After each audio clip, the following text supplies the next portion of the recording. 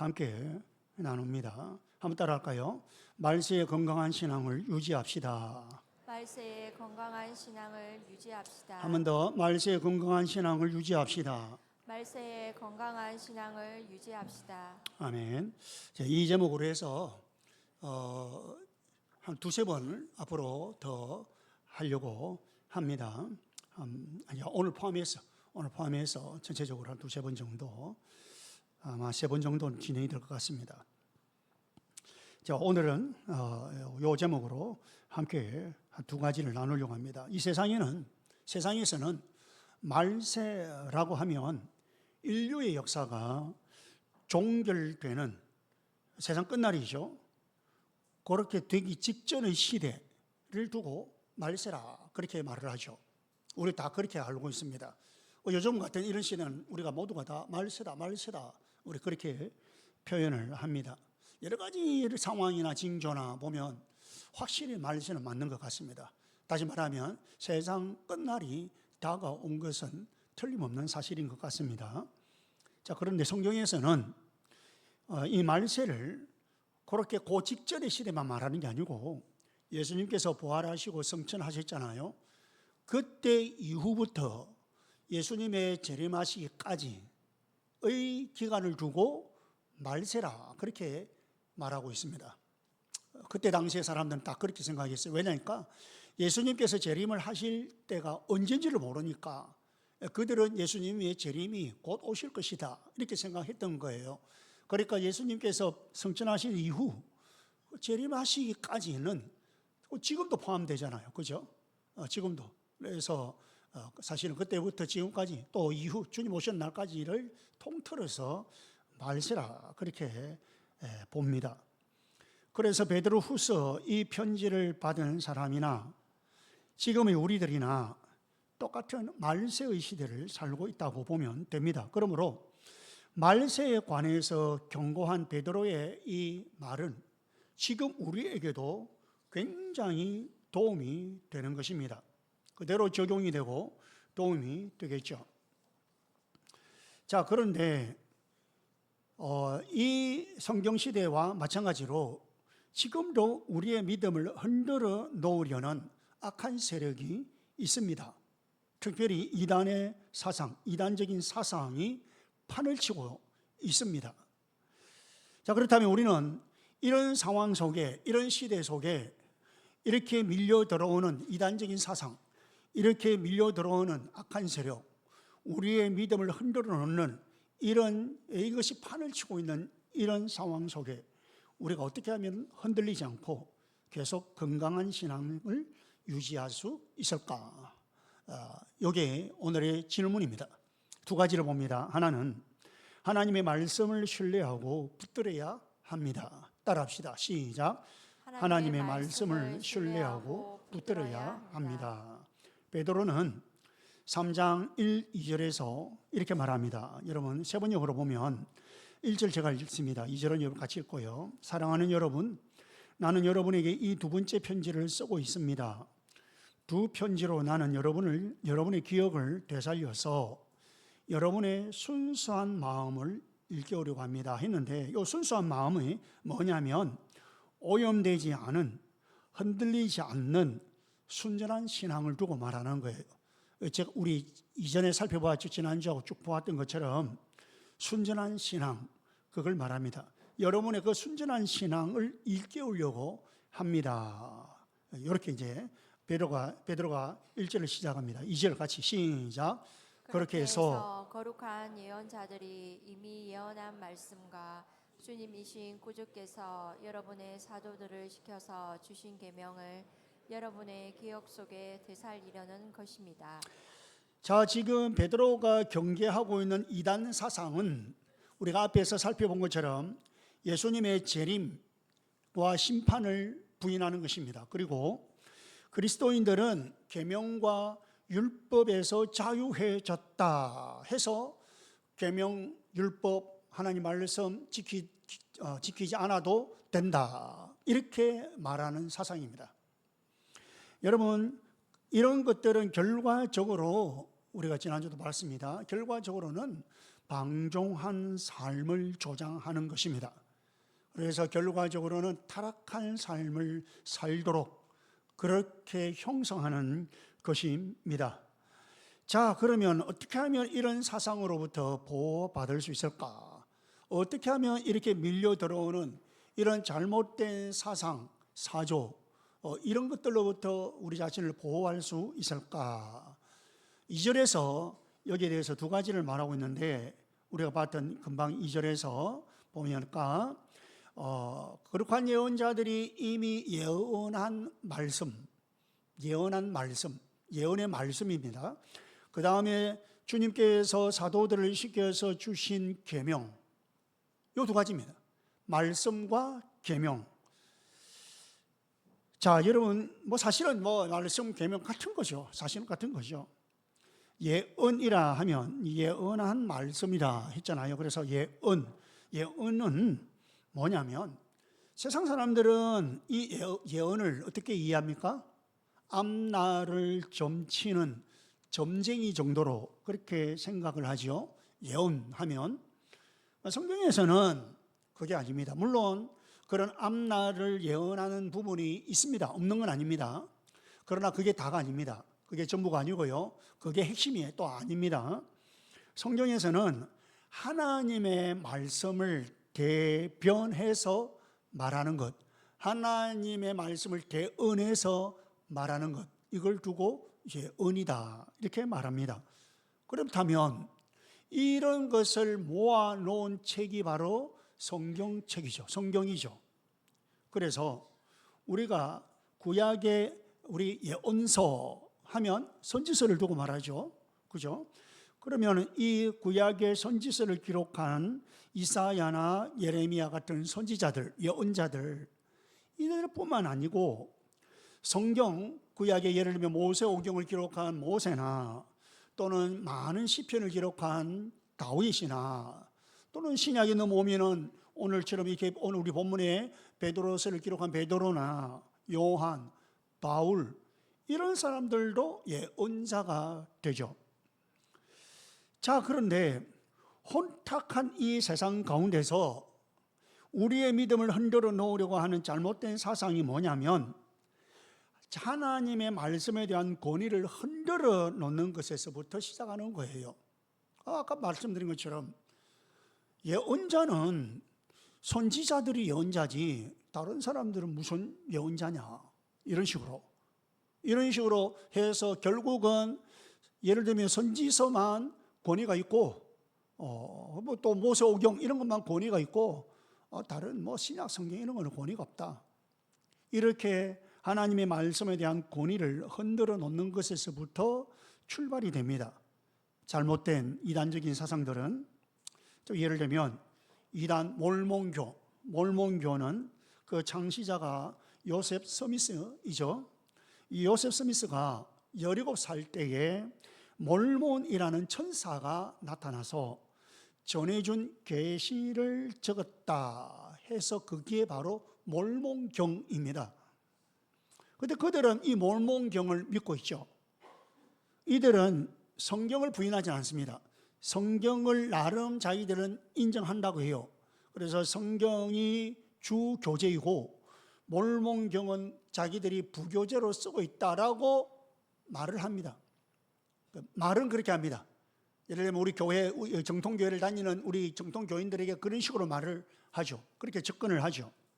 그러나 사실상 몰몬경을 가지고 성경을 해석하는 몰몬경을 가지고 성경을 해석하는 그래서 사실상은 몰몬경이 그들의 주 교재죠. 성경은 사실은 그 따리에 불과합니다. 그러니까 자연히 복음을 오염시키고 변질되게 하게 된 것입니다.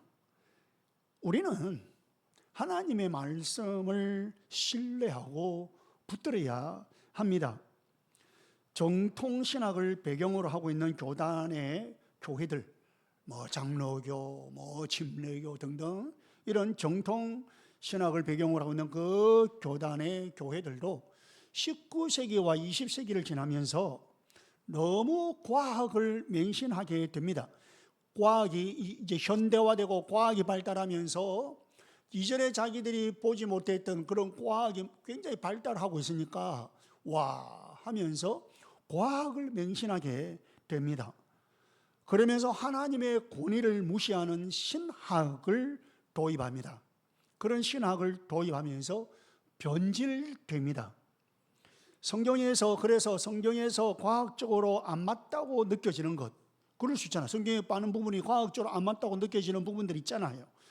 그렇게 느껴지든지 아니면 자신들이 가지고 있는 어떤 세상의 지식의 논리에 맞지 않는 것, 이런 것들이 있을 수 있거든요. 그런 것들은 빼버렸어요. 그런 것들은 빼버리고 그냥 자기들의 논리에 맞아 떨어지는 것, 이런 것들, 과학으로 설명이 되는 것, 이런 것들만 믿는다는 거죠. 그 결과 성경에서 초자연적인 역사는 부인하고 신앙생활에서 기적적인 것은 인정하지 않게 된 것입니다. 지난주에도 제가 이런 말씀 드렸죠. 이렇게 하나님 말씀의 권위를 무시하니까 그 다음에 따라오는 것이 뭐냐면 타락입니다.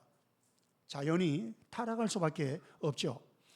혼탁한 세상 가운데서 우리가 흔들리지 않는 건강한 믿음을 갖기 위해서는 하나님의 말씀의 권위를 인정을 해야 됩니다. 하나님 말씀의 그 권위를 인정하지 않으면 이제는 문제가 됩니다. 그리고 인정할 뿐만 아니고 그 하나님의 말씀을 꽉 붙들고 있어야 됩니다. 여러분, 아무리 신학이 필요하지만 신학은 필요합니다. 그리고 신학은 우리가 성경을 이해하고 우리 성경을 해석하는데 굉장히 크게 도움을 줍니다. 그래서 이 신학이 우리에게는 필요하지만 어떤 신학이라도 아무리 좋은 신학이라 할지라도 성경보다 중요해서는 안 됩니다. 어떤 신학도 성경보다 앞설 수도 없고요. 아무리 훌륭한 전통이라 할지라도 성경보다 중요해서는 안 됩니다. 전통이 굉장히 중요합니다. 그리고 전통이 훌륭하면 훌륭할수록 좋죠. 그럼에도 불구하고 그런 전통이라 할지라도 성경보다 앞서서는 안 됩니다. 다시 말하면 성경보다 중요해서는 안 됩니다. 여러분, 체험 굉장히 중요합니다. 아무리 체험을 강렬하게 했다 할지라도 성경보다 중요해서는 안 됩니다. 신학도 전통도 체험도 성경 안에서 해석이 되어야 우리가 흔들리지 않는 건강한 믿음을 가질 수가 있습니다. 우리에게는 자칫하면 우리는 어떤 성향이냐면 자칫하면 성경을 내 관점에서 해석을 하려고 하는 경향이 있습니다. 성경을 내 관점에서 이해하려고 하는 경향이 있고요. 그 내 관점에서 성경을 그리고 내한테 적용하려고 하는 그런 경향이 없잖아 있습니다. 우리는 오히려 성경에 의해서 나의 관점을 바꿔야 됩니다. 형성되어 있는 내 관점을 성경을 보면서 비추어 보면서 그래서 성경을 거울로 삼아서 내 관점을 보고 내 관점이 아니라면 성경과 다르다면 내 관점을 바꿔야 되는 것입니다. 여러분, 우리 모두 하나님의 말씀인 성경 말씀을 꽉 붙잡고 모든 전통도 신학도 내 체험도 성경 안에서 해석이 되게 해야 합니다. 그리고 내 주관에 의해서 성경을 해석하거나 내가 원하는 것, 내가 주장하는 것, 나에게 맞는 것, 내 성향에 맞는 것, 그런 것만 골라서 성경을 여기저기 대하지 말고 우리는 그래서 골라서 그렇게 여기저기 골라서 믿고 그러기보다는 성경에 의해서 나의 사고와 생각을 바꾸도록 해야 되는 거예요. 그래서 우리 가정교회, 우리 교회에서 늘 이렇게 우리가 캐치프레이즈로 말하는 게 뭐예요? 말씀, 하나님의 성경이 하라면 하는 것이고 성경이 하지 말으면 안 하는 거예요. 성경이 그렇다면 그런 줄 알고 성경이 아니라면 아닌 줄 알아야 된다는 거죠. 한번 따라 합시다. 성경이 그렇다면 그런 줄 알고 성경이 그렇다면 그런 줄 알고 아니라면 아닌 줄 알아야 된다. 아니면 아닌 줄 알아야 합니다. 네, 그렇습니다. 우리가 그 마음이 있어야 돼요. 성경이 그렇다는데 내가 지금까지 봐왔던 거 뭐가 다르다 해가지고 자꾸 자기 관점으로만 보려고 하면 안 된다는 거예요. 여러분, 우리가 완벽할 수 없습니다. 완벽한 것은 성경입니다. 그래서 성경이 아니라면 아닌 줄 알아야 돼요. 아니라는데 자꾸 자기는 맞다고 그렇게 뻗대면서 가고 고집스럽게 하고, 맞다는데 자기는 또 아니라고 하고, 이건 아니잖아요. 그죠?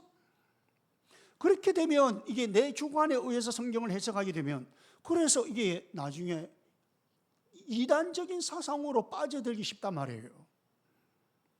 그래서 이 혼탁한 세상에서 흔들리지 않고 건강한 신앙을 유지하기 위해서 우리는 하나님의 말씀을 신뢰하고 그 하나님의 말씀을 꽉 붙잡고 있어야 되는 것입니다. 주님의 이름으로 축복합니다.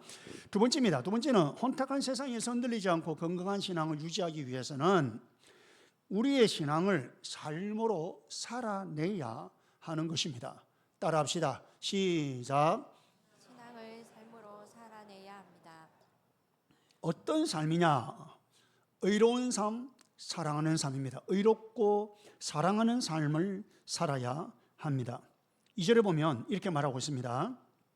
2절에 다 같이 한 번 더 봅시다. 시작. 그렇게 해서 거룩한 예언자들이 이미 예언한 말씀과 주님이신 구주께서 여러분의 사도들을 시켜서 주신 계명을 여러분의 기억 속에 되살리려는 것입니다. 자, 보세요. 베드로가 지금 이 편지를 받는 이 성도들로 하여금 이단 사상에 흔들리지 않고 이단 사상에 흔들리지 않기 위해서 여러분의 기억 속에 되살리려고 합니다 하고 있잖아요. 여러분이 지금까지 그 신앙 배우고 하나님의 말씀을 가지고 있는데 그 여러분의 기억 속에 이걸 되살리려고 합니다. 뭘? 되살려 보려고 하는 것이 있는데 그게 뭐냐니까 바로 그 앞에 있는 거예요. 보세요. 거룩한 예언자들이 이미 예언한 말씀, 그리고 주님이신 구주께서 여러분의 사도들을 시켜서 주신 계명, 말씀과 계명입니다. 이걸 되살리려고 하고 있는 것입니다. 자, 그런데 우리가 이단에 빠지지 않고 하나님의 말씀을 붙들어야 된다, 그렇게 우리가 하지만 사실 실제적으로는 이게 잘 안 돼요. 이게 잘 안 되기 때문에 그래서 쉽게 이단에 빠질 수가 있어요. 이 엄청난 노력과 엄청난 자기 자신의 하나님 앞에서의 그런 어떤 다짐, 그런 결단, 이게 안 되면요, 이 잘 안 되거든요. 그러다 보면 이단적인 사상이나 이런 잘못된 그런 것에 빠질 수가 있단 말이죠. 왜냐하면 이 이단이나 이단적인 사상을 말하는 사람들은 나름대로 성경을 근거로 해서 말한다고 하는 거예요. 나름대로 성경을 근거로 해서 막 여기저기 해가지고 그래서 성경에 봐라, 성경에 이래가지고 말을 합니다. 그래서 여러분 이걸 가만히 보면 그런 맞네, 그런데 이렇게 될 수 있는 가능성이 있어요. 여러분, 우리가 이단에 속한 사람들을 만나보면요, 우리가 압도될 정도로 이 사람들은요 성경을 많이 나름대로 알고 있어요. 성경 공부를 많이 해요. 그래서 정통교회에서 이 신앙생활하는 이 우리 성도들은요, 그들에 비하면 이 잽이 안 돼요. 성경 공부하는 이 분량이. 저들은요 막 죽으라고 성경 공부하며 죽으라고. 그것도 매일. 그러니까 자기도 맞는 건 아닙니다. 내용이 맞는 건 아닙니다. 틀린 내용을 그렇게 열심히 공부를 하니, 그리고 자기들 나름대로 논리가 있단 말입니다. 자기들 나름대로.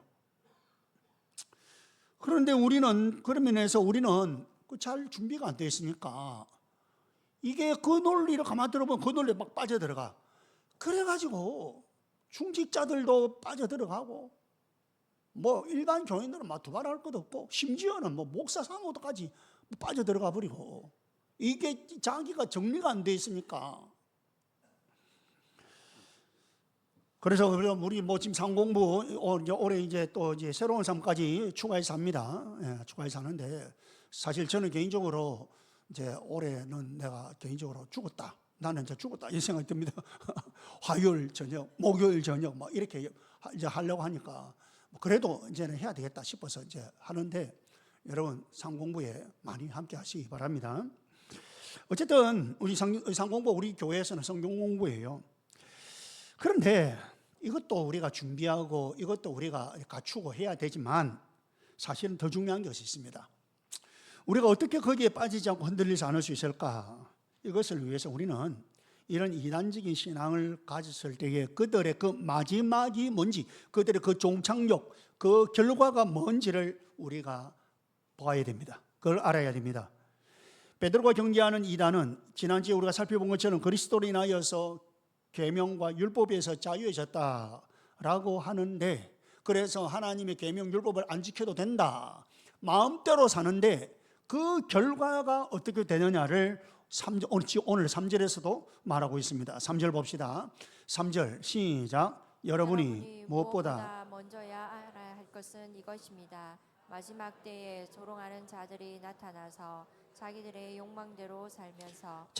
욕망대로 산다. 하나님의 계명과 율법을 무시하니까, 하나님 말씀을 무시하니까, 그 권위를 무시하니까 그 결과 욕망에 의해서 지배를 받게 된다는 거예요. 그래서 욕망대로 사는 거예요. 이단들을 논리적으로 따라가다 보면 아까도 말씀드린 거는 처음에는 뭐 말이 좀 되는 것 같아요. 처음에는 막 비슷하니까 뭐 말이 되는 것 같아요. 그래서 이단에 빠지는 사람들 중에는요, 제법 유식한 사람들이 있습니다. 많이 있습니다. 제법 유식한 사람들이. 가만히 보면 어떻게 저런 말이 저렇게 꼬이시고 어떻게 저런 말에 넘어가지? 더 앞뒤가 안 맞는 말이, 우리가 볼 때 앞뒤가 안 맞는 그런 말이 조금만 한 번 더 생각해 보면은 그렇게 알 수 있을 것인데, 어떻게 저렇게 유식한 제법 똑똑하다고 하고 제법 지식이 있다 하고 이런 사람들도 그렇게 넘어가는 거예요. 그런데 사도들이 주신 이 계명, 여러분 아까 사도들이 주신 계명이 있잖아요. 그 계명의 핵심이 뭡니까? 여러분, 계명의 핵심이 뭐예요? 사랑이죠. 그리고 거룩입니다. 그러니까 거룩한 삶, 사랑의 삶, 사랑하는 삶, 이거예요. 하나님이 거룩하시니까 우리 보고 거룩하라 하셨잖아요. 내가 거룩하니 너희도 거룩하라. 하나님은 사랑이시기 때문에 우리가 사랑하면서 사는 거예요. 우리가 그냥 도덕적으로 윤리적으로 우리 좋자고 사랑하고 이게 아닙니다, 여러분. 하나님은 사랑이시고 그 사랑을 우리에게 명령하시고 했기 때문에 우리가 사랑하면서 사는 거예요. 그런데 이단은 논리적으로 따라가면 처음에는 말이 되는 것 같은데, 그러다가 끝에 가면 그렇게 논리적으로 말하는 것과 다르다 이 말입니다. 끝까지 가보면 다르다는 거예요. 한마디로 말하면 거짓입니다. 거짓. 다 거짓이네요. 거짓. 통일교, 몰몬교, 신천지 등등 모든 이단이 다 그렇습니다. 그런데 이렇게 자기 신분과 신앙에 대해서 거짓말하는 것은 분명히 틀렸는데, 자기들도 이거는 뭐가 안 맞, 거짓이다, 자기들도 그때 느껴요. 그런데 이 사람들은 괜찮다고 합니다. 왜 그런지 아세요? 거짓말을 해도 괜찮다. 왜 그러냐 하면 이사야 11장 2절에 보면, 이사야 11장 초림하실, 이제 구약이니까 이제 인간으로 오실 그리스도 메시아죠. 그 메시아에 대해서 예언하는데 2절에서 이렇게 예언합니다. 2절은 같이 시작. 주님의 영이 그에게 내려오신다. 지혜와 총명의 영, 모략과 권능의 영, 지식과 주님을 경외하게 하는 영이 그에게 내려오시니. 여기 보면 주님의 영, 그리고 그러면서 그 다음에 그 주님의 영을 설명하면서 지혜와 총명의 영, 모략과 권능의 영, 지식과 주님을 경외하게 하는 영, 이 세 가지를 말하는데, 이 세 가지를 가만히 보면 모두가 다 사실은 지혜를 강조하고 있습니다. 다른 것도 있지만 공통된 것은 지혜입니다. 자, 그런데 여기에 보면은 두 번째는 모략이라는 말을 쓰고 있어요. 사실은 이 모략은 본래의 말은 지혜, 분별력, 지혜입니다. 그런데 모략이라는 말로 우리의 한글 번역을 하고 있습니다. 그래서 이 모략이라는 말이 좋게 보면 좋은 뜻이 있지만, 일반적으로는 여러분 이 모략 하면 일반적으로는 부정적인 의미가 강합니다. 그래서 제가 보니까 사전적인 뜻은 남을 해치려고 속임수를 써서 일을 꾸미는 것, 그게 모략이란 말의 뜻입니다. 속임수를 써서 일을 꾸미는 거예요. 그것도 남을 해치려고. 그게 모략입니다, 여러분. 그 부정적인 의미가 있는 거죠. 영어로 번역하는데 영어로는 카운셀러 이렇게 번역합니다. 카운셀러, 상담가. 그러니까 이 무슨 말이냐면 상담하는 사람들은 지혜가 있어야 되고요. 지혜 없으면 상담이 안 됩니다. 그러니까 이제 이게 지혜라는 의미죠. 이런 긍정적인 의미인데 사실 본래는 그 긍정적인 의미인데 모략으로 번역을 하다 보니까 이 사람들은 뭐라고 말하냐니까 봐라. 그리스도의 영을 받은 사람은 모략의 영을 받았다고 하지 않나. 그래서 소위 전도를 위해서 우리 같으면 영혼구원이죠. 을 위해서는 모략을 써도 된다. 거짓말해도 된다. 속임수를 써도 된다. 이런 식으로 그들은 이해를 한단 말이에요. 아니죠. 여러분 분명히 이건 아니잖아요. 그렇죠?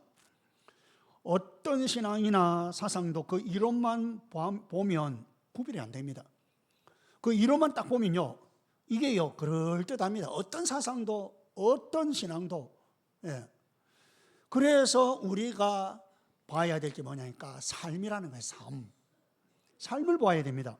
예수님께서도 마태복음 12장 33절에 이렇게 말씀하시죠. 같이 시작. 나무가 좋으면 그 열매도 좋고 나무가 나쁘면 열매도 나쁘다. 열매로 그 나무를 알 수 있다. 열매로 그 나무를 알 수 있다. 열매를 보면 무슨 나무인지 안단 말이에요. 그래서 여러분 열매를 보면 그 신앙이 어떤 건지. 그래서 제가 베드로서 제일 처음 베드로 1장 설교할 때 구원을 삶으로 증명하라. 삶을 보면 그가 구원받았는지 아닌지도 알 수 있다 이 말이에요. 절대로 행위로 구원받는 건 아닌데 은혜로 구원받지만 그가 구원받았는지 안 받는지를 우리가 어떻게 아냐 말이에요. 삶을 보면 이 사람이 구원받았구나 이렇게 알 수 있다. 신앙뿐만 아닙니다. 어떤 철학도 어떤 사상도 다 그렇습니다. 그 이야기를 들어보면 너무도 말이 됩니다. 너무도 말이 되는데 그러면 내가 그것을 수용했을 때 어떻게 될 것인가? 그 결과, 그 마지막 종착역을 우리가 볼 수 있어야 됩니다. 정말 하나님이 원하시는 것이라면 거기에 거룩한 삶, 사랑하는 삶이 있습니다. 그리고 있어야 되고요. 정말 하나님이 원하시는 것이라면, 정말 하나님의 바른 진리라면 사랑이 아닌 것을 사랑이라고 가르치든지 거룩하지 않은 것을 거룩하다고 할 때는 문제가 있는 거죠. 여러분, 우리 주변에 굉장히 존경을 받고 추앙을 받는 그런 사람들이 만약에 있다면, 가끔 있을 수 있잖아요. 있다면 특별히 비신자들은요 얼마나 다른지 모릅니다. 요즘은 보니까 이렇게 연예인들 막 따라다니. 누구 이를 뭐더라? 차은우 같은 경우. 나는 차은우가 누군지 잘 모르는데 이번에 알았어요. 보니까 내 젊은 날부터 별로 못생겼더만.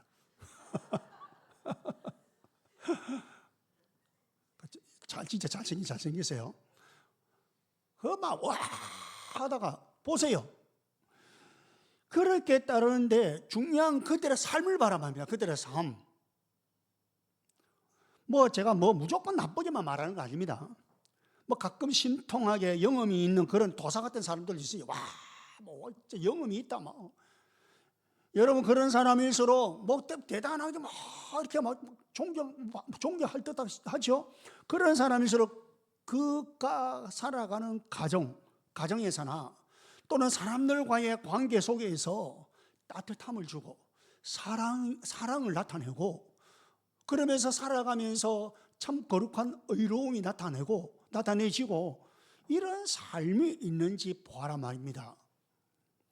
여러분 우리에게 어떤 신앙이나 사상이 접해졌을 때에 항상 그 마지막 결과를 볼 수 있기를 바랍니다. 그래서 그 결과가 의로움을 강조하고 사랑을 강조하고 그러면 괜찮습니다. 여러분 그러면 괜찮아요. 그러나 불의한 일을 의롭다고 하고 사랑이 아닌 것을 사랑이라고 할 때는 그때는 분명히 이건 아니다 라고 끊어야 됩니다. 여러분 그걸 갖다가 계속해서 붙잡고 있으면 안 돼요. 그건 끊어야 돼요. 그래서 우리가 그 판단할 수 있는 어떤 분별력이 필요하죠. 지혜가 필요하죠. 사랑하는 우리 성도 여러분, 저와 여러분 우리 모두가 이 말세의 시대를 살면서 하나님의 말씀을 신뢰하면서 꼭 붙들고 의롭고 사랑하는 삶을 우리 살아갑시다. 그래서 이 혼탁한 세상 사람들 속에서 절대로 흔들리지 말고 건강한 신앙, 이 건강한 신앙생활을 잘 유지할 수 있기를 주님의 이름으로 축복합니다. 우리 함께